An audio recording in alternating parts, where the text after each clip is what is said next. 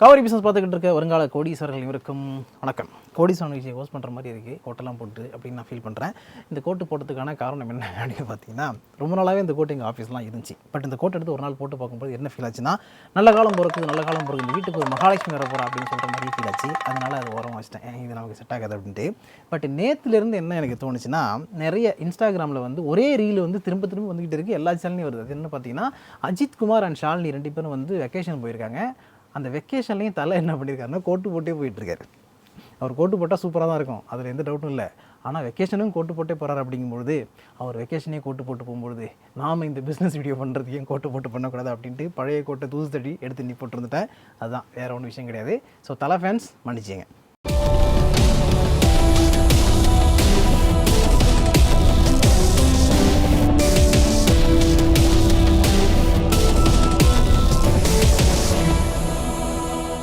Welcome to காசு பணம் இட்னி வீரா. First நம்ம பார்க்க போகிறது ஹோட்டல் இண்டஸ்ட்ரிங்க. அதாவது ஹோட்டல் இண்டஸ்ட்ரியில் இருக்கக்கூடிய நிறைய ஸ்டாக்ஸ் என்ன பண்ணியிருக்குன்னா, கடந்த ஒரு வருடம்னா இயர் டு டேட், ஓகே, இந்த தேதியிலேருந்து லாஸ்ட் இயர் இதே சேம் டேட் வரைக்கும் நீங்கள் பார்த்தோன்னா கிட்டத்தட்ட 55% மேலே எல்லா ஷேருமே பெர்ஃபார்ம் பண்ணியிருக்கு, உயர்ந்திருக்கு அப்படிங்கிற டேட்டா கிடச்சிருக்கு. முக்கியமாக பார்த்தீங்கன்னா இந்தியன் ஹோட்டல்கோ, IHcl, அதுக்கப்புறம் Taj, GVK hotels, oriental hotel, salad hotels, இதெல்லாம் வந்து 50% மேலே அப்ரிஷியேட் ஆகிருக்கு. இது ரொம்ப நல்ல விஷயம். இதுக்கான காரணம் என்ன அப்படின்னு பார்த்தீங்கன்னா, REVPAR, அதாவது ரெவென்யூ பெர் அவைலபிள் ரூம் அப்படின்னு சொல்லுவாங்க.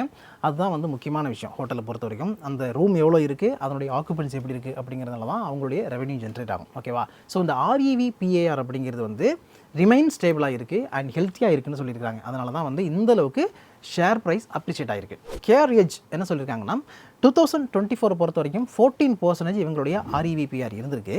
அண்ட் 2015 இது 9% கண்டினியூ ஆகிறதுக்கான சான்சஸ் இருக்குது. ஸோ இப்போது நீங்கள் வந்து இந்த ஹோட்டல் ஷேர்லாம் வச்சுருக்கீங்கன்னா, இது எப்படி இருக்குது, ஃபண்டமெண்டலி ஸ்ட்ராங்காக இருக்கா அப்படிங்கிறதெல்லாம் பார்த்துட்டு நீங்கள் வேணும்னா அக்யூமுலேட் பண்ணிக்கலாம் அப்படின்னு சொல்லியிருக்காங்க. இதுக்கான காரணம் என்னன்னு தெரியும், டொமஸ்டிக் டூரிசம் நல்லாவே இருக்குது.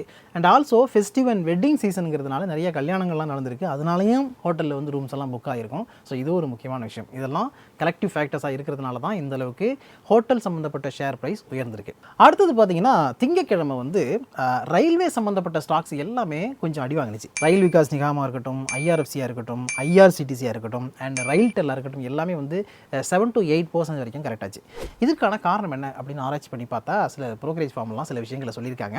அதாவது இஸ்ரேல் ஹமாஸ் இந்த இஷ்யூஸ் போயிட்டு இருக்குல்ல, அந்த கான்ஃப்ளிக்ட்னால இந்த கம்பெனிஸில் இன்வெஸ்ட் பண்ணி வச்சுருந்தா FIS வந்து அவங்களுடைய ஹோல்டிங்கை கொஞ்சம் கம்மி பண்ணியிருக்காங்க, எக்ஸிட் ஆகியிருக்கிறாங்க. அது ஒரு ரீசனாக சொல்கிறாங்க. அண்ட் ஆல்சோ இன்னொரு விஷயம் என்னென்னு பார்த்தீங்கன்னா, Jammu and Kashmir election and also வந்து ஹரியானா எலெக்ஷன், இந்த 2 எலெக்ஷனுடைய ரிசல்ட்டும் பிஜேபிக்கு ஃபேவராக இருக்கிறதுக்கான வாய்ப்புகள் இல்லை அப்படின்லாம் நிறைய தகவல்கள் வந்துக்கிட்டு இருக்குது. அதுவும் ஒரு காரணம். அதாவது பிஜேபிக்கு ஃபேவரட்டாக இல்லை அப்படின்னா அதுக்கப்புறம் வந்து ரயில்வே ஸ்டாக்ஸுக்கெல்லாம் இவங்க ஃபண்டிங் பண்ணுவாங்களா, அதனுடைய ஃபண்டு வந்து குறையிறதுக்கான வாய்ப்பு இருக்குமே, ஸ்டெபிலிட்டி இல்லை கவர்மெண்ட்டில் அப்படின்னா, அதனால இந்த டைமில் இன்வெஸ்ட்மெண்ட் வச்சுருக்கிறது சரியில்லை. ஸோ நம்ம வந்து ப்ராஃபிட் புக் பண்ணலாம் அப்படின்னு முடிவு பண்ணி அவங்க எக்ஸிட் ஆகிருக்கிறாங்க. அதுவும் இந்த ஷேர் கொஞ்சம் இறங்கினதுக்கான முக்கியமான காரணம்னு சொல்லியிருக்காங்க. அண்ட் ரயில்வே சம்மந்தப்பட்ட ஸ்டாக்கில் IRFC, இந்தியன் ரயில்வே ஃபைனான்ஸ் கார்பரேஷனும் இறங்கியிருக்கு அப்படிங்கிறது வந்து நோட் பண்ண வேண்டிய விஷயம். ஸோ உங்கள்கிட்ட ஷேர் இருக்கா பார்த்துங்க. எக்ஸிட் போல் வருது, ரிசல்ட் வருது, அண்டு இஸ்ரேலில் இருக்கக்கூடிய அந்த பிரச்சனை, இதையெல்லாம் காரணமாக வச்சு இப்போது வந்திருக்கக்கூடிய இந்த கரெக்ஷன் இருக்குல்ல, இது வந்து ஒரு டெம்பரரி செட்பேக் தான். இது வந்து லாங் டேர்முக்கு வச்சுருக்கவங்களுக்கு இந்த பிரச்சனை கிடையாது. லாங் டேர்மில் நம்ம பிளான் பண்ணுறோம் அப்படின்னா இந்த கரெக்ஷன் ரொம்ப நல்லது அப்படின்ட்டு வாங்கி வைக்கலாம், ஓகேவா. அதனால் வந்து இந்த ஷேரை வச்சுருக்கீங்க அப்படின்னா ஃபண்டமெண்டலி ஸ்ட்ராங்கான கம்பெனியாக இருக்குது, ஃபியூச்சரில் க்ரோ ஆகிறதுக்கான வாய்ப்புகள் இருக்குது அப்படின்னு உங்களுக்கு தோணுச்சுன்னா அக்யூமுலேட் பண்ணிக்கலாம். அடுத்து நம்ம பார்க்க போகிறது ஹிட்டாச்சி எனர்ஜி வந்து 2000 கோடி ரூபாயை பவர் செக்டாரில் இன்வெஸ்ட் பண்ணுறதுக்கு பிளான் பண்ணியிருக்காங்க அப்படின்னு ஒரு செய்தி வந்திருக்கு. ஹிட்டாச்சி எனர்ஜி என்ன பண்ணுறாங்கன்னா, பவர் இண்டஸ்ட்ரிக்கு தேவையான டெக்னாலஜி சொல்யூஷனை கொடுக்கக்கூடிய கம்பெனியாக இது இருக்குது. அதாவது என்ஜினியரிங், ப்ராடக்ட், சொல்யூஷன், இது எல்லாத்தையுமே பவர் டெக்னாலஜிக்கு கொடுக்கக்கூடிய ஒரு கம்பெனி தான் இந்த கம்பெனி. இந்த கம்பெனியோட ஷேர் பிரைஸ் வந்து 13,600 ரூபாய்க்கு மேலே இருக்குது. இந்த கம்பெனியோட முன்னாள் பெயர் என்ன, ABB power product and systems India limited. அதாவது ABB பவர் கம்பெனியும் ஹிட்டாச்சியும் சேர்ந்து 2019 இந்த கம்பெனியை கிரியேட் பண்ணாங்க. அதுக்கப்புறம் வந்து பேரை மாற்றிட்டாங்க ஹிட்டாச்சி எனர்ஜின்னு. இப்போ 2000 crore எதுக்காக இன்வெஸ்ட் பண்ணுறாங்கன்னு பார்த்தீங்கன்னா, இந்தியாவில் வந்து இந்த க்ரீன் மொபிலிட்டிங்கிறது அதிகமாகிட்டே போகுது. இப்போ கவர்மெண்ட்டும் நிறைய சப்போர்ட் பண்ணிக்கிட்டு இருக்காங்க EVக்கு. இப்போ என்ன பண்ணிருக்காங்கன்னா, சென்ட்ரல் கவர்மெண்ட் வந்து PM E-Drive, Pradhan Mantri E-Drive அப்படிங்கிற ஒரு ஸ்கீமை கொண்டு வந்திருக்காங்க. இந்த ஸ்கீமுக்காக 10,900 கோடி ரூபாயை ஒதுக்குறாங்க. இந்த 10,900 கோடி ரூபாங்கிறது மொபிலிட்டிக்காகவும் மொபிலிட்டி சர்வீஸுக்காகவும் இந்த வருஷம் 2024 அக்டோபர் 1 இருந்து 2026 மார்ச் 31 தேதிக்குள்ளே செலவு செய்யப்படணும் அப்படிங்கிறது அதனுடைய டார்கெட். அதுக்குள்ளே வந்து நிறைய பவர் சம்மந்தப்பட்ட க்ரீன் மொபிலிட்டி சம்மந்தப்பட்ட இன்ஃப்ராஸ்ட்ரக்சரை பில்ட் பண்ணணும் அப்படிங்கிறதுக்காக இந்த ஸ்கீமை கொண்டு வந்திருக்காங்க. 10,900 கோடியை கவர்மெண்ட் ஒதுக்கி இருக்கிறதுனால Ola, TVS, Ather energy and hero இந்த மாதிரி நிறைய கம்பெனிஸ் என்ன பண்ணுறாங்கன்னா இந்த சப்சிடி ஸ்கீமை வந்து நம்ம யூஸ் பண்ணிக்கணும், நம்ம எல்லாம் க்ரீன் மொபிலிட்டியில் இருக்கோம், ஸோ சப்சிடி ஸ்கீமை யூஸ் பண்ணிக்கணும் அப்படின்னு பார்க்குறாங்க. அந்த அடிப்படையில் தான் இப்போ ஹிட்டாச்சி எனர்ஜி என்ன பண்ணுறது, 2000 crore நாங்கள் இன்வெஸ்ட் பண்ணுறோம் அப்படின்னு உள்ளே வராங்க. ஸோ 2000 crore இது சம்மந்தப்பட்ட வேலைகளுக்காக அவங்க இன்வெஸ்ட் பண்ணும்பொழுது கவர்மெண்ட்டுடைய சப்சிடியும் அவங்களுக்கு கிடைக்கும். ஸோ இந்த கம்பெனி பர்டிகுலராக என்ன பண்ண போகிறாங்கன்னு பார்த்தீங்கன்னா நிறைய சார்ஜிங் ஸ்டேஷனை வந்து பிளான் பண்ணுறாங்க. அண்ட் ஆல்சோ பஸ்ஸு கூட தயாரிக்கிறதான வாய்ப்புகள் இருக்குது, அதாவது இவி பஸ் தயாரிக்கிறதான வாய்ப்புகள் இருக்குது அப்படின்னு சொல்லப்படுது. நிறைய சார்ஜிங் ஸ்டேஷன் வந்து இவி பஸ்ஸுக்காக வரும், அதுக்கு ஹிட்டாச்சி எனர்ஜி பிளான் பண்ணுறாங்க. அடுத்த ஒரு கிரேட் நியூஸ் என்ன அப்படின்னு பார்த்தீங்கன்னா 2013 வந்து 39 லட்சமாக இருந்த டிமேட் அக்கௌண்ட் இந்தியாவில் இன்றைக்கி 399 லட்சமாக இன்க்ரீஸ் ஆகிருக்கு அப்படிங்கிற ஒரு செய்தி வந்திருக்கு. உண்மையிலே இது ரொம்ப மகிழ்ச்சிகரமான ஒரு செய்தி. அதாவது 17 கோடி பேர் இந்தியாவில் டிமேட் அக்கௌண்ட் வச்சுருக்காங்களாம். ஓகேவா, 17 கோடி பேர் அப்படிங்கிறது வந்து ரொம்ப ரொம்ப கம்மியான விஷயந்தான். ஏன்னா இந்தியாவுடைய பாப்புலேஷன் அந்த அளவுக்கு இருக்குது. அதாவது டோட்டலாக இருக்கிற இந்திய மக்கள் தொகையில் வந்து 13% மக்கள் வந்து ஷேர் மார்க்கெட்டில் இன்வெஸ்ட் பண்ணுறாங்க. ஆனால் மீதி இருக்கிற 87% மக்கள் ஷேர் மார்க்கெட்டில் இன்வெஸ்ட் பண்ணலை. அவங்களும் ஃபியூச்சரில் வருவாங்க அப்படிங்கிற எதிர்பார்ப்பு இருக்குது. ஏன்னா அந்தளவுக்கு அவேர்னஸ் கிரியேட் ஆகிட்டு இருக்குங்கிறதுனால இப்படி நிறைய பேர் ஷேர் மார்க்கெட்டில் வரும்பொழுது இன்னும் நம்மளுடைய நிஃப்டி 25,000 24,000 என்னங்க இது இன்னும் போயிட்டே இருக்கும் அப்படின்னு சொல்லலாம். ஸோ சூப்பரான மேட்ரு. அடுத்த மேட்டர்னா ஹீரோ மோட்டார்ஸ் கம்பெனி 900 கோடி ரூபாய்க்கு IPO இஷ்யூ பண்ண போகிறோம் அப்படின்னு டிராஃப்ட் ரெட் ஹேரிங் ப்ராஸ்பெக்டஸ் வந்து சப்மிட் பண்ணுறாங்க செபியில். ஆனால் இப்போ அதை வித்ட்ரா பண்ணியிருக்காங்க.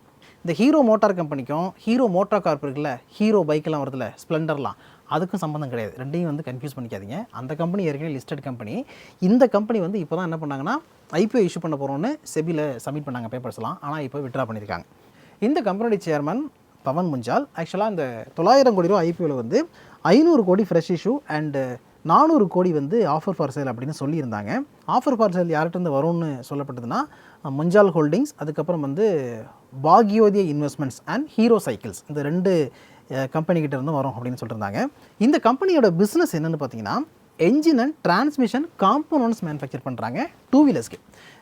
BMW இருக்கலாம், டுகாட்டியாக இருக்கலாம், அதுக்கப்புறம் ஹார்லி டேவிட்சன், இந்த மாதிரியான பைக்குக்கெல்லாம் என்ஜின் காம்போனன்ட்ஸை ஹீரோ மோட்டார் கம்பெனி தான் கொடுக்குறாங்க. ஸோ 2024 இவங்களுடைய ரெவன்யூ பொறுத்த வரைக்கும் 51% வந்து அலைட் அண்ட் மெட்டாலிக்ஸ்லேருந்து வந்திருக்கு அண்ட் 49% பவர் ட்ரெயின் சொல்யூஷன் வந்திருக்குன்னு கொடுத்துருக்காங்க. எல்லாமே நல்லா தான் இருக்குது. இந்த கம்பெனியுடைய ரெவன்யூ ஃப்ரம் ஆப்ரேஷன் பார்த்தீங்கன்னா அது வந்து 914 கோடியாக 2022 இருந்தது. 2024 வந்து 1064.4 கோடியாக இன்க்ரீஸ் ஆகிருக்கு. அண்ட் இந்த கம்பெனி ப்ராஃபிட் பார்த்தாலும் 281.4 கோடியாக இருந்தது, இப்போ வந்து 419.4 கோடியாக இன்க்ரீஸ் ஆகிருக்கு. CAGR growth வந்து 22% இருக்குது. கிராஸ் மார்ஜினும் 30.78% இருக்குது. ஸோ பார்க்கும்போது நல்ல கம்பெனியாக இருக்குது. ஆனால் திடீர்னு என்ன பண்ணுறாங்க, IPO இஷ்யூ பண்ணுறதுக்காக சப்மிட் பண்ண பேப்பர்ஸ் எல்லாத்தையும் கொடுங்க அப்படின்னு சொல்லிட்டு திரும்பி வாங்கிட்டு போயிருக்காங்க. எதற்காக வாங்கிட்டு போனாங்க, ஏன் அவங்க வந்து வித்ட்ரா பண்ணியிருக்காங்க அப்படிங்கிறதான ரீசனை தேடி பார்த்தேன். இது வரைக்கும் எனக்கு கிடைக்கல. உங்களுக்கு கிடைச்சதுன்னா அதை நீங்கள் கமெண்ட் செக்ஷனில் சொல்லுங்கள், அது எல்லாருக்கும் யூஸ்ஃபுல்லாக இருக்கும். ஓகே, ஃபைனலாக நம்ம பார்க்க போகிறது சக்தி பம்ப்ஸ் கம்பெனி வந்து 5:1 போனஸ் அனௌன்ஸ் பண்ணியிருக்காங்க. இந்த சக்தி பம்ப்ஸுங்கிற கம்பெனி என்ன பண்ணுறாங்கன்னா மோட்டார் தயாரிக்காங்க, பம்ப்ஸ் எல்லாம் தயாரிக்காங்க, பம்ப் செட்லாம் தயாரித்து கொடுக்கக்கூடிய கம்பெனி தான் இது. அதாவது நிறைய ஏரியாவில் இருக்குது, irrigation, horticulture, domestic water supply, commercial industrial applications அப்படின்னு சொல்லிட்டே போகலாம். இந்த கம்பெனியுடைய ஷேர் ப்ரைஸ் வந்து 4300 ரூபாய்க்கு மேலே ட்ரேட் ஆகிட்டு இருக்கு. இப்போ என்ன பண்ணியிருக்காங்க, இவங்க வந்து 5:1 போனஸ் அப்படின்னு இருக்காங்க. அதாவது ஒரு ஈக்விட்டி ஷேர் உங்ககிட்ட இருந்தால் 5 ஷேர் கிடைக்கும் அப்படின்னு சொல்லியிருக்காங்க. கேட்குறது ரொம்ப சந்தோஷமாக இருக்குல்ல? எஸ், அப்படி தான் இருக்குது. இந்த கம்பெனியுடைய ஆத்தரைஸ் ஷேர் கேபிட்டல் வந்து 40 crore இருக்குது.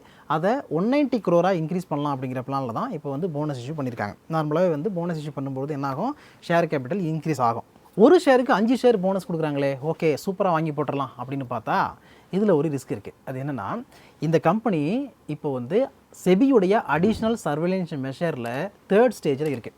இந்த 3ஆவது ஸ்டேஜ் எது கொடுப்பாங்க அப்படின்னு பார்த்தீங்கன்னா, பயங்கரமாக வொலட்டிலிட்டி இருக்குது, டக்குன்னு ஷேர் ப்ரைஸ் வந்து மேலே போகுது அப்படின்னா, இல்லை ஏதோ இதில் வந்து தப்பாக இருக்குது, அதனால் நம்ம க்ளோஸாக வாட்ச் பண்ணணும் அப்படின்னு செபி வந்து உட்காந்து பார்த்துட்டே இருப்பாங்க, கண்ணில் எண்ணெயை தடவிட்டு பார்த்துட்டு இருப்பாங்க. ஸோ அப்படி தான் இந்த கம்பெனி இப்போ பார்த்துக்கிட்டு இருக்காங்க. ஏன் அப்படின்னு பார்த்தீங்கன்னா, இது ஒரு இன்ட்ரெஸ்டிங்கான மேட்ரு. அதாவது இப்போது 2023 டிசம்பர் மாதத்தில் இந்த கம்பெனியுடைய ஷேர் வந்து வெறும் 970 ரூபா, 78 ரூபா, 30 ரூபா அந்த மாதிரிலாம் இருந்திருக்கு. அதுக்கப்புறம் பார்த்தீங்கன்னா 2024 ஜனவரியில் வந்து 1000 ரூபாய்க்கு மேலே போயிருக்கு, 1200 ரூபாய்க்கு மேலே போயிருக்கு. அவ்வளோதான். அப்புறம் வந்து பரங்கி மலையில் ஏறின மாதிரி ஏறிடுச்சு. ஆகஸ்ட் 2024 4875 ரூபா போயிருக்கு. ஓகேவா, ஆகஸ்ட் மாதம் 5ஆம் தேதி போயிருக்கு. ஆனால் அந்த டைமில் அதாவது ஜனவரி மாதத்தில் 1000 ரூபாய்க்கு இந்த ஷேரை வாங்கியிருந்தா சூப்பராக லாபம் பார்த்துருக்கலாம். அது உண்மை தான். அதுக்கப்புறம் கொஞ்சம் சறுக்கியிருக்கு, மறுபடியும் ஏறி இருக்குது, இப்போ லைட்டாக இறங்கியிருக்கு. இந்த மாதிரி டக்குன்னு மேலே ஏறி இருக்குது, அப்பர் சர்க்யூட்டை டச் பண்ணிட்டுங்கிறதுனால தான் செபியுடைய ஏஎஸ்எம் கேட்டகரிக்குள்ளே இது வந்திருக்கு. என்ன காரணத்தினால இந்த ஷேர் இந்த அளவுக்கு மேலே போயிருக்கு அப்படிங்கிறது வந்து கண்டுபிடிக்கணும். ஓகே, உள்ளுக்குள்ளே ஏதாவது வேலை நடந்திருக்கா, இல்லை உண்மையாகவே இந்த ஷேரில் அந்தளவுக்கு டிமாண்ட் கிரியேட் ஆகி பையிங்லாம் நடந்திருக்கா அப்படிங்கிறத பார்க்கணும். ஸோ ஒரே வருஷத்தில் 300% ரிட்டர்ன் கொடுத்துருக்கு இந்த ஷேரு. இந்த டைமில் தான் இவங்க என்ன பண்ணுறாங்க, 5:1 அப்படின்னு போனஸ் இஷ்யூ பண்ணுறாங்க. ஸோ போனஸ் கொடுக்குறாங்க அப்படின்னு இந்த ஷேரை வாங்கலாம்னு நீங்கள் நினச்சிங்கன்னா, நம்ம டெக்னிக்கல் அனலிஸ்ட் இருக்கார்ல சரவணன், அவர் மாதிரி ஒரு ஆள் கிட்ட போயிட்டு நல்லபடியாக எப்படி இருக்குது டெக்னிக்கல் அனலிஸ்ட்லாம் பண்ணி சொல்லுங்கன்னு கேட்டுக்கிட்டு அதுக்கப்புறமா நீங்கள் டிசைட் பண்ணுங்கள். ஏன்னா பொதுவாகவே வந்து போனஸ் இஷ்யூ பண்ணுறாங்கன்னா போனஸ் இஷ்யூ பண்ணதுக்கப்புறம் ஷேர் வந்து ட்ராப் ஆகும், ஷேர் ப்ரைஸ் குறையும். அப்படி இருக்கும்பொழுது இது ஏற்கனவே உச்சாணி கும்பல் ஏறி உட்காந்துக்கிட்டு இருக்கு. ஸோ இந்த டைமில் வாங்கினீங்கன்னா டக்குன்னு இறங்கிடுச்சுன்னு வச்சுங்களேன், அவ்வளோதான். அப்போ ரொம்ப கஷ்டப்பட வேண்டியிருக்கும், வருத்தப்படுவீங்க. ஓகே, இதோட வீடியோ வைண்ட் அப் பண்ணிக்கலாம்னு நினைக்கிறேன். இதில் இவ்வளோ நேரம் பேசினது எல்லாமே வந்து எஜுகேஷனல் பர்பஸ்க்காகவும் இன்ஃபர்மேட்டிவ் பர்பஸ்க்கு மட்டும்தான், சஜஷனோ அட்வைஸோ கொடுத்ததாக இல்லை. அதனால் மென்ஷன் பண்ணிக்க ஸ்டாக்ஸை வாங்கணும்னு நினச்சிங்கன்னா நல்லா தெரிஞ்ச செபி ரிஜிஸ்டர்ட் அட்வைஸரை கேட்டுக்கிட்டு நீங்களாக ஓன் ரிசர்ச் எல்லாம் பண்ணிவிட்டு அதுக்கப்புறமா இன்வெஸ்ட் பண்ணுங்கள். ஓகே, அடுத்து ஒரு நல்ல வீடியோவில் மீட் பண்ணலாம். அது வரைக்கும் உங்களை நீங்கள் பத்திரமா பார்த்துங்க. கோட்டு நல்லா இருக்குன்னா கமெண்ட்டில் சொல்லுங்கள். Thank you so much.